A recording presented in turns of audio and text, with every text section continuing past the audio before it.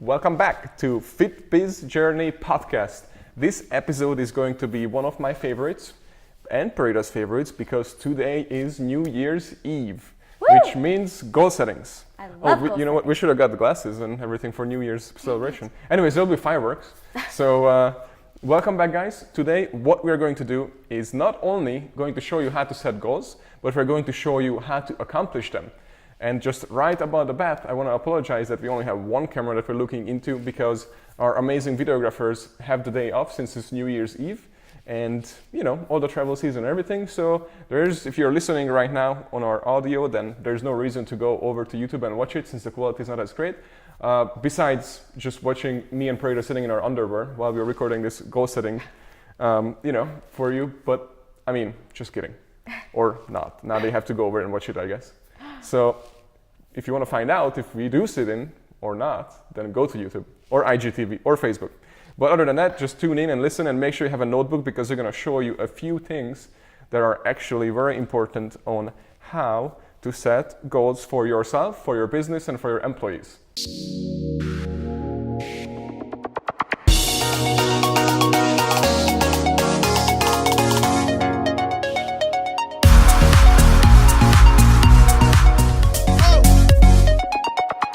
So I have a bunch of things that we're going to go over all of them, but I can't tell you enough how common it is for people to set goals, get really, really pumped up about them, and then just forget about them completely. Same thing as all New Year's resolutions. You might accomplish a little bit here and there, but you don't actually end up doing the whole thing that you planned to do in the beginning. So I think what's even more valuable outside of setting goals is how Daniel's going to talk to everybody about actually achieving them and how you can hold yourself accountable to them. So we have a couple different resources, so I do recommend you watch the visual part of this so you can actually see what they are. So which one shall we start with? Let's start actually with that personal sheet. All right. So when I first joined For You Fitness, this was one of the first things that I got to do with Daniel. So I actually have my original from almost 2016. So it was the end of 2016, so a little over 2 years ago. So that's kind of cool to look at it and how different it's going to be with what we're going to do in and what you've accomplished, right? Yes, and what I've accomplished. So this is very simple, by the way. And the reason why I wanted it simple, because so many people, we show you a complicated one, but obviously whichever you pick, that's up to you. But just like working out and eating, whatever works for your body is what you need to stick to and not what your friend is doing or what you see entrepreneurs doing or fitness models or whatever they're doing, right? So we will show you two completely different ones, but they both just as good. Whichever is the best for you, that's what you should be doing. But because I hate that you have all these apps now that do that, all these programs and everything, and so many people just start filling them out and putting all these things, get carried away, and then there's January 1st, they go strong for 7 days and then they quit, or maybe a month. But either way, the end of the result is that they're not going to accomplish their goals. And then what I put down in my notebook for the past basically 5 years, I've been writing it into this book right next to me. So far, I have accomplished all of them. If not, that's because I'm still working on it. And they are always pretty big goals, if you guys think about it. Because if you've been following us, then you see that when I first started setting goals, and then I have said that I only had to, first of all, just to come to the States and actually open up a studio, just to give you an example. Because now you guys are like, oh, well, you already have a few and that kind of stuff. But back then, first of all, I didn't really speak English, so everybody laughed at me when I told in Europe to my parents or anybody that I'm going to open a studio. Second, I didn't know anything about business. I was 20 years old. And then third, I also didn't have any money whatsoever. So just hopped on an airplane, came here, and then worked hard and eventually opened up my first studio. So very long story short. But that was one of the goals that I had put down, and I tell you what I did to be able to accomplish it and how I worked towards it, and it was my mindset, and I told people, and when you tell people and tell out to the universe basically that these are your goals and people know, then also those people will start working towards your goal as well. But if you don't share and tell anybody that these are your goals, then the universe and nobody will actually help you accomplish that. But anyways, so one more real quick, that when I opened the first studio, just a one-man shop, and then I met my wife, Nina, at that time, who I hired eventually to be a trainer, but on our first date, I took her to go to downtown St. Petersburg, which we are today at this location, and I told her that we're going to be in one of these high-rise buildings, new buildings that are building, my second location. And I can see it on her face that she was like, yeah, right. Because I was just a little kid, basically, 21-year-old at that time, and or 22, 21, something like that. And I was like, I think I was 23 at that point, yeah, 23, because I was turning 24 because, sorry, we had that little sidetrack, but because I was actually, it took me 3.5 years, I think, to get the money to open the first studio. So then anyways, so I was about 24, 25, something like that. And then what happened is that I told her that this is the studio where I'm gonna have the next location, and she was just like on her face, yeah, right. Yeah. Not believing in me or anything. But of course, I mean, I was, like I said, just a kid having a Mustang and working at the studio alone as a personal trainer. Yeah, right, you have in a new high-rise, you're gonna have a second studio. And then a year after, I just opened up this location, which you're sitting in right now.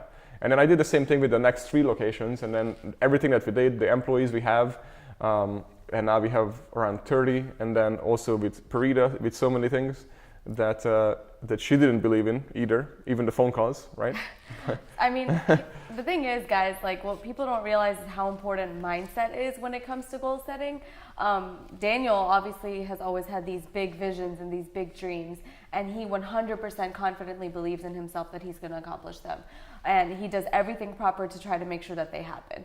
When I was all alone and jobless and trying to figure out what I'm going to do with my life before I found For You Fitness, and I was trying to start a business, in my mind I was like, well, I don't see the point of me trying to become the next Tory Burch or Alex Zanani because that's not realistic. So why would I even work towards that? So I had the exact opposite mindset where I was holding myself back in what I was actually capable of doing. Yeah. So with goal setting, like, you have to believe in what it is that you actually want to achieve, because you can do it. You just have to put in the work behind it, and that's exactly what Daniel did.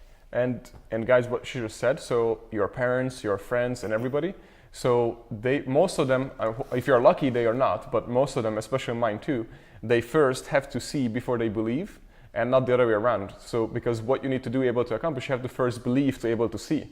And people have it completely backwards. For example, when I told my parents that I'm gonna do this, this, and this, they were like, yeah, right, you. Like, you know, like basically because they know who I am, so they like not seeing me doing that possibly. So because they would say things like, well, you didn't go to college, you didn't born like that, it's not running in a family, it's blah, blah, blah, blah, like all that kind of stuff, right? So they judge you from all those past, when anybody can develop into anything, right? You just need to work at it, and it takes time. It takes about 10,000 hours to be good at something. 10,000 hours is like 3 years, if we break it down, I believe, something like that. So that's a lot of work. So, and most people give up before they actually get to that one single thing that they need to be better at. And we do so many things instead of just sticking to one. So anyways, yes. The reason that we have this is to set the goal. It looks something like this. We'll probably have it, you're gonna be able to download it. If you watch this video, you can see it in my hand. If you're listening, you're gonna be able to go online in the link and either watch the video or download these sheets that we're gonna share today. But it's very simple. So it says 2019, the year of recreating myself, financial freedom, whatever you name it, it's your title, right? So there are financial goals on it, family goals, business, health, personal development, and spiritual. And each has, you want to say something? Yeah, I was going to say, I like to call this the good, the bad, and the ugly. When you download the document, you'll see, for obvious reasons, but in those 6 specific quadrants that Daniel mentioned, that's what you need to identify. Yeah. So first, you start out with the good, bad, and the ugly. So the why you do that is because you have the sheet here, and then you basically just fill in what was good about your financial, your family, your business, your health, personal development, and spiritual goals. So what, let's say, in financial, the good was, let's say, you saved $5,000. The bad was that you spent 20. Let's say the ugly was that you created debt, whatever, something like that. And then family could be good or bad, depending who you are. You just have your first kid. Just kidding. But anyways, and then it could be good, like you got engaged, like Parita, by the way. She just did last week, or this week, right? Yes. Yeah. So this week, she just got engaged. So that's good, obviously. It's the great. Bad also that she got engaged. So just kidding. But anyways, so you guys see my point, right? So you just basically fill it out last year. So you have last year, so you know where you're starting. And then use that sheet. Once you fill it out, put it to the side and get the new sheet. It actually has the goals. And then you can create, first you set the goals. So it says goals and habits. There's 3 for each. I recommend that you do at least 1, maybe 2 per each category. And then once we finish it up, we're gonna actually pick the 3 main, absolute maximum 4, but I recommend just 3 to start out for the whole year, like 3 giant goals that you want to accomplish. And then you create habits for it. And then you take, each habit will take about 66 days to able to stick to you and becomes like a habit that you can't live without. That's why when you see, let's say, not personal trainers, but let's say anybody who loves to go to the gym, they might not love to go to the gym, they just go because it became a habit. For example, in my case, I absolutely hate going to the gym and working out. If you're Spirito, she will probably testify for that. But so for that matter, I hate going. However, I hate missing as well because it's a habit. I've been doing it for so long that missing a workout to me is almost like cutting my legs off, right? Even though I hate going. So it just became a habit because I've been doing it for so long, but it takes about 66 days to form a habit like that. Same with reading a book. I cannot start my morning without reading a book because I've been doing it for so long that it became a big habit. So the goal will be is that we are creating all these habits for you, but one at a time as a foundation. Just like Rome wasn't built overnight, so just one thing at a time. You're gonna start with one habit at a time, and once you master it, you add on the second one and the third one. And then so it's gonna take about a year to add 3 that you can stick to. So that's why it needs to be a really big goal that you need to accomplish, and you need to develop the habit to able to accomplish that goal, if that makes sense. Yeah, and I just want to repeat what Daniel said about 66 days. Yep. It's not 21 days to form a habit. That's just not enough time for something to truly stick and be with you long term. So it's literally 3 times what the saying is of 21 days to make a habit. That's not true. Yeah, 66. Yeah. And then, so once you have that, for example, so let's get back to the sheet. So on the sheet, we have again, financial, family, business, health, personal development, and spiritual. So you go ahead and put in, let's say, 2 new goals. So let's say financial, you put in, I am going to, let's say, save $10,000. It's just to make it simple. Now, new habits, you have to develop a habit for that goal to make it obviously a reality. So now you would put in, let's say I'm gonna download the app called Q Capital. And in that, you can automate actual savings weekly, monthly, from your paycheck, from whatever you want. There are so many options for it. So let's say you can set it up that each paycheck you get, you save, let's say 10% goes automatically into the saving account without you doing anything. That's the best way. You set it once and you forget about it and you not touch it till the end of the year. So, but you make sure you calculate it, how much you can obviously take out of it, but I guarantee you that once you calculate it, you can actually live like that, then you can stick to it for the whole year and all of a sudden you're gonna have $10,000. So it's as simple as that. And then the habit is actually, that's an easy one. So that's not one of the big goals that you're gonna obviously set and work on it because this you set and forget. It's as simple as that. So now you can go into the second one. So maybe the second one could be, let's say just saying a random thing that you are actively investing in cryptocurrency, just saying a random thing to create financial freedom. Just saying a total random thing. I'm not saying to do this because I don't recommend it. Just saying if that's what you're doing, that would be a good goal for you. And then let's say the habit for it would be analyze Bitcoins, whatever, cryptocurrency every day, how they're going up and down, talk to one professional each week. There could be so many habits that you can create on it, or read one book about it each month, for example. That could be a habit for it too. And there are so many options. I just want to give you an idea how to fill out this sheet. Anything you want to add, or I can go on? No, I remember doing exactly some of this. I downloaded Q Capital with him 2 years ago as well, and it helped me. So you said it, you nailed it. Okay. Yeah. And then let's say business. So in business, it could be, let's say new goal, open us up a second location. So, or in your case, or 5th or 10th, whatever, open up 10 more locations. Whatever the goal is, you put it down. And this, let's say if your goal is to open up 10 studios or 10 locations, then obviously that might be a really big one that would be your number 1 goal for this year, right? So now you would have to develop the habits that will allow you to do that. So now we would write that down here. You put the one main habit that will get you the closest to this goal this year. You put that on this sheet. Obviously there's not enough room on this. So then you turn this page around and then you put down this goal. This will be your number 1 goal, let's say for 2019. And then you're gonna start writing down all the habits that you're gonna have to work on and things that you have to accomplish to able to pull up this goal. And then you obviously have a game plan. So you can call it a business plan. And I tell you that, unfortunately, that when I did some of these speeches in front of hundreds of studio owners, when I asked them if they have any type sort of a business plan, even if it's on a napkin, paper napkin, less than half of the room put their hands up. So this already, what you're doing, you are ahead of the average, or I would say more than half, because for that statistic speaks, it was more than half of the room who did not have any sort of a plan, even on a napkin. So just by doing this, you're already beating those people and you are higher rate to the success, right? So now that's one thing. Now second, let's do like a personal development one, because if you don't feel every year better about yourself compared to last year, then you're not developing enough, right? And the goal should be is eventually to month. So, but when I look back last year, how I did things, or what I knew, or how I, let's say, led the company, or how I did lots of things, or whatever it is, even like just my knowledge on something, and if I think back and I feel the same about the same things, then I know that I didn't improve much enough. But right now I feel dumb compared to, meaning like I feel dumb last year. How do you say that? Yeah, like, yeah, you were feeling dumb about how you were doing things last year exactly. versus now.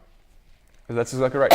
So same with my English too. When I looked back each year, I was like, oh my God, I can't believe that's how I was speaking, or that's how I wrote. Especially when I read something that I have written like a year before, I see how much I actually improved. But you don't really realize that until you look back and reflect back. And that's why it's important that these days, especially if you don't have to work, you just sit and reflect what you did and come up with a new plan from what you accomplished, where you are today, and how much you grew last year, and now use that to grow even more the next year.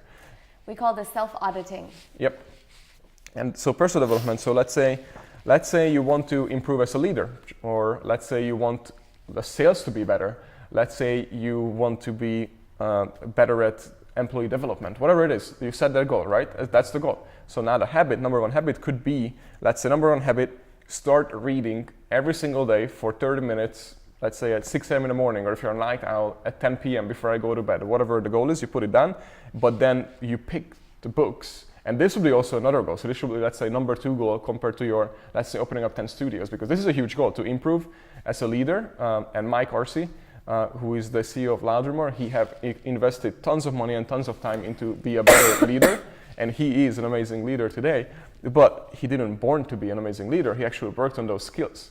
And then that's how you can be better as well. So what you do is you pick those books on leadership, you do some research, you pick it, you start reading those.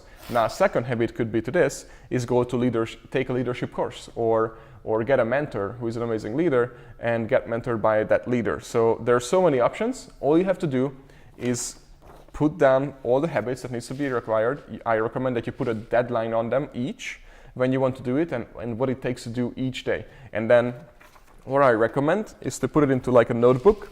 And what I usually do is, well, that's the other thing. So the book called The One Thing is by Gary Gladler, or how do you say his last name? He's an amazing guy. Sorry that I butchered your name, and if you're watching.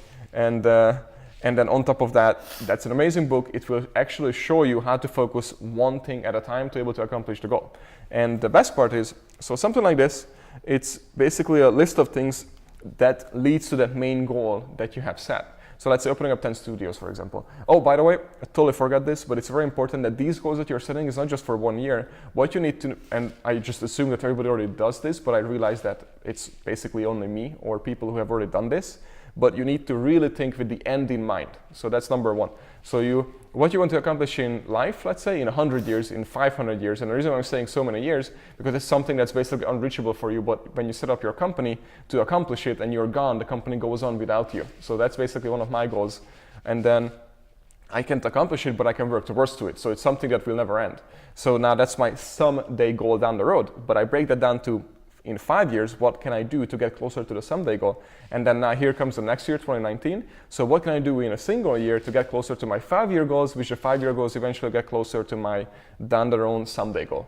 So now the 1-year goal is that's how you connect it and how you pick your goals that you also want to do. So obviously developing leadership or opening up 10 more studios would align to my main goal, the someday goal far down the road.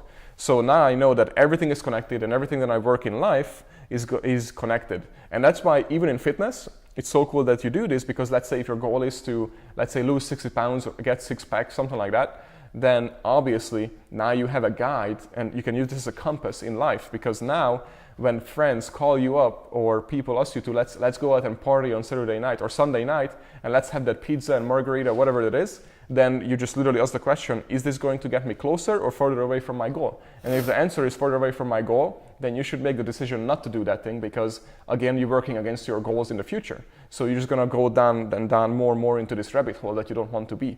And I use this as a compass. So if somebody comes up to me and say, hey, Daniel, I have this deal for you. Let's invest into cryptocurrency. You put in, let's say 50 grand and you can get so much money and blah, blah, blah, blah. And your money just sits there for 6 months and you get, let's say 10% back.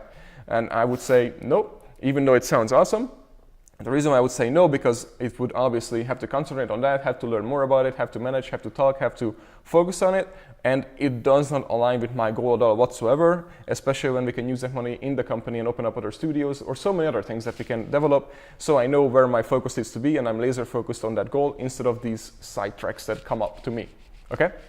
So Chip Wilson first founded West Beach, I believe that's the company name, and what happened is that took about 18 years to take off. Then he sold it for $15 million, even though it was losing money, had lots of debt. And I think by the end of the day, between partners and all the debt he had, he only saved about $2 million to himself out of that 15.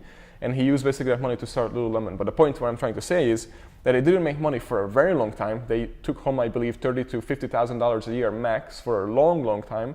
And then they were struggling for a long time. They were near bankruptcy and all these things. But the point is, if you look at it this way, Lululemon took about 30 years to become that $2 billion company, what it is today, right?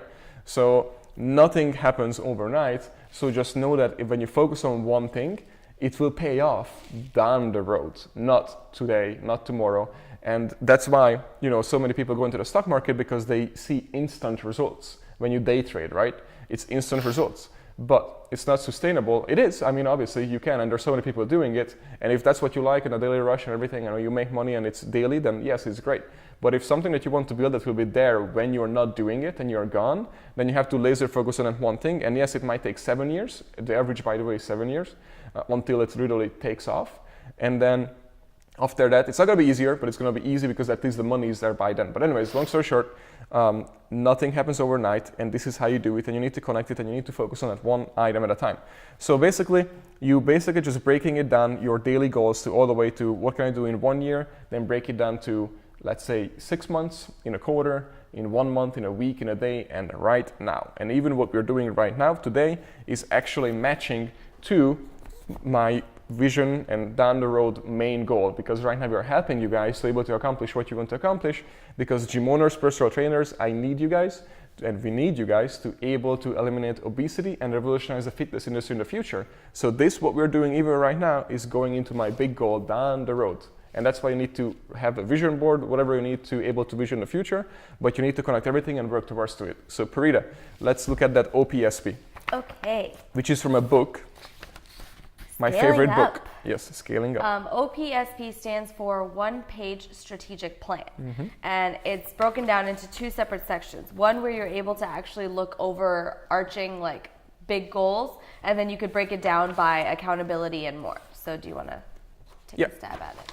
So basically, OPSP is what we use at our each studio to, amongst other programs. Now we just start using Monday. It's one of the apps that we're also going to use for these goals, but mainly on paper, basically a business plan, you can say it. And it's a reason why I like it, because you do it for a year, 5 years, all the time, but then you break it down to quarter, to month, to day, and everything. And then you put in all the people who are responsible to things. You put in the company rocks that they need to accomplish, like in X amount of time. You put down the quarterly goals that they need to accomplish, the priorities, and most importantly, they have KPIs, not key person of influence. That's also important. That's actually one of the goals for most of the trainers to become one. But no, the key performance indicators. If you don't use those are the numbers that makes your company move forward the most. The critical numbers that you need to look at daily, and if you accomplish them, you know you're winning. If you're not accomplishing them, you know you're losing. So. And I think what's also great about this is it's so clear cut that anybody in your company should completely understand what's expected of them at all times. And they're able to go back and look at like, okay, what am I doing right now? Am I hitting my numbers? And am I accomplishing all of my goals? Is this related to our company? Big vision, big dream, and as well as the core values, like everything is tied in together based on this one document. Yes, it's amazing, guys. I mean, it's already filled out and it's being used by tons of companies and lots of financial companies. And by the way, my goal was when I started this company to run it as a financial company. So the point is that, and because I saw gym owners, unfortunately, and personal trainers, that the way they run their business was basically focusing on training. And then I wanted to focus on the numbers. And I don't mean that like I'm looking at clients and I look at them as numbers, but what I meant is like, you know how Morpheus or Neo, the Matrix movie, when they look at the screen, all you see on the screen is numbers. However, when they look at the screen, they literally see what we saw in the movie, all the fight scenes and all the action happening, right? But for an outsider who looks at it, all it is just all these cracks, whatever you call it, like numbers floating on the screen. So that's my point. What I meant, I wanted to run it by numbers, so I can look at the numbers and I can instantly know that this trainer is failing and not like because let's say he didn't make money, but because I see the graphs or see the numbers, how it change, goes up and down, or they flat out, or they need motivation. Yeah, even the numbers can tell you if they need something is low, studio is not clean. It can tell you so many things, the numbers. You just need to understand it. And it starts with this. It started with me too. When I read this book, I didn't know any of this, by the way. So my point is, once I start looking at this and once I start looking at my numbers more and daily, I understood more. It's almost like learning a new language. So guys, so many things, but when you go to, I believe it's Gazelles, like GAZELLES.com, or if you Google scaling up, I recommend you read the book first. I highly recommend it. And then, and Profit First after that, or you read Profit First, doesn't matter, both really needed to understand accounting and goal setting and how to set financial goals for a company. And then it actually helps you how to do it. But I'll give you an example. So let's say we had, as far as, this is an older one, it looks like, and we had like, for example, goals, closing ratio 75%, 7-day closing, meaning in 7 days we sign up new people, current renewal rate 85%, for example, and then record keeping, even we have it on there, on-time payment. We had an issue back in the days when clients won't pay on time, we have to like get them to pay, which we fixed now. We came up with credit card authorization forms. It was step one. It was one of our goals. We have accomplished that because we had it here and we worked on it and looked at it. And then, for example, now it's all automated, so we don't even deal with any of these things. And then we had to work on the reports. Now, so it's almost like a scoreboard on paper, and it has the goals, and then it also says when you're in the green zone, has different colors. The very green means it's better than the goal that you want to accomplish. The light green is the goal, the yellow is like the mediocre that you don't want to be, and red is you screwed up.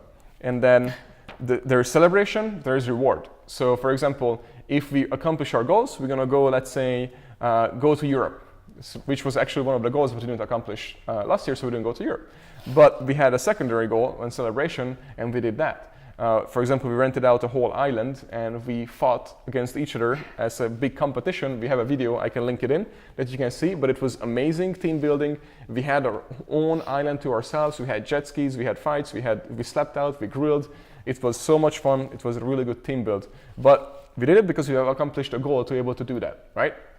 And the cool thing is that all the trainers and employees were working towards it. And I highly recommend, guys, that you don't do individual goals, meaning, I don't mean like individual set goals. What I mean is you need to promote teamwork in your company. So everybody should be working towards the same goal. So make sure you set it like, don't set goals like whoever has the most sales will go to Europe, because that's one single person. And then most of the people will be like, give up because, oh man, Susan will get it. So I'm not gonna even try. Right? You need to have the goals that the whole company works together as a whole and reward teamwork. Unless, yeah, go ahead. I was going to say, and you also need to set them with your team. So don't just like, here's the numbers that we want to hit for the year. Yeah. We don't want to just like, these are what we're going to do and do it. So you actually want to analyze the past performance, see how everybody did, see what they feel comfortable with, because it's important to get their buy-in when you're actually setting the goals. So we would never just make decisions for everybody, because they're never going to be bought into it and do it as if it's their own goal. I'm so glad Prita brought it up, because guys, what you don't want to do is set a bunch of goals and then give it out. Prita, these are our goals. Yep. That's not your employees' goals. That's nobody's goals. That's your goal basically, and you trying to get other people to do your goals. Even though you're gonna set your goals, but it needs to come from the employees, and the employees need to buy into it. So that's why I highly recommend you start with the personal one first and see where they are. Because if they say on the business side and personal side that they want to do so many things to your company, then you know where they are standing, and then you can push down the goals more to them and work it. But if they say everything just personal and they want to start their own business, then you know that that person is not going to do those goals. And eventually might that person leave, or you need to get rid of it, or whatever it is, right? But the point is, you cannot just set goals and shove it down on their throat, because that's not their goals and they're not going to have ownership on it. They need to be able to set their own goals with you that helps the company, and they need to buy into it, okay? Good point, Parita. Good job. Thank you. We high five in case you're listening. So the other thing I wanted to come back in. Scaling up, by the way, they have a lot of other tools Oh, yeah. available on Gazelles, but that's why we recommend reading the book first, because then you can see what's actually applicable for your business and what you probably don't need, because then you might be overwhelming you and your staff with way too many different tools. Yeah. Less is more, so don't go crazy on some of these things. Yeah, and we also have an online scoreboard that Parita have been working on for a long time, and it's amazing because at any given time, anywhere where I am in the world, I can just run the company from my phone, pull up the phone. I don't know why I showed it without my phone, but anyways, so I can look at it and I know if we are failing or winning or whatever is happening, and I right away know who we need to talk to, even if I'm in Europe, that something is off, because I have the critical numbers and all the things on it. So that's what you need to do rather than trying to find problems and issues. Right away, you look at it, matrix, you see what's going on, see the full picture.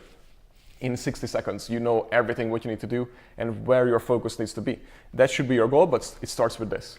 And then we put, for example, critical numbers. For example, reviews and referrals were a big focus for us like last year. So get 100 reviews at our Tampa location. I believe you're at 98, so we need 2 more today because today is the 31st.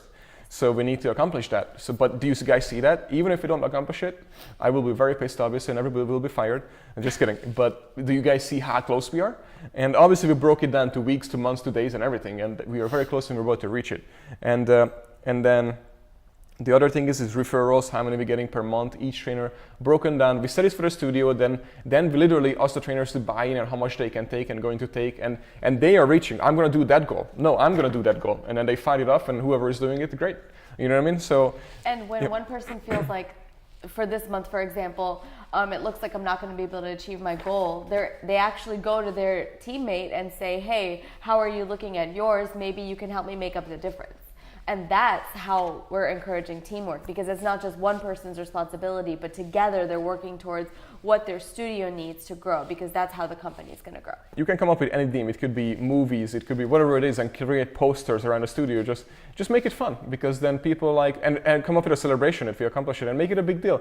Because one thing is, a good speaker, for example, it's not about the information that they give you. Think about Gary Vaynerchuk or anybody. They give you maybe one main thing that you need to work at, an action plan that you need to do, take action and go home with it, and one thing. And if you do that one thing, you're going to accomplish something. But it's all about being memorable and entertaining. That's why the biggest paid speakers are, do you know who they are? Do you know? Robbins? Nope. Everybody says that, by the way. So that's okay, because when you think of speakers, you think of Tony Robbins. But no, it's Robert Downey Jr. So, and you know, so many, because actors are speakers and they get paid for entertainment. So, and Tony Robbins too, and he's very high paid because he's also an entertainer and speak. He's in movies too, anyways. But the point is that the biggest paid ones are actors. Who are the lowest paid ones? Comedians? Teachers.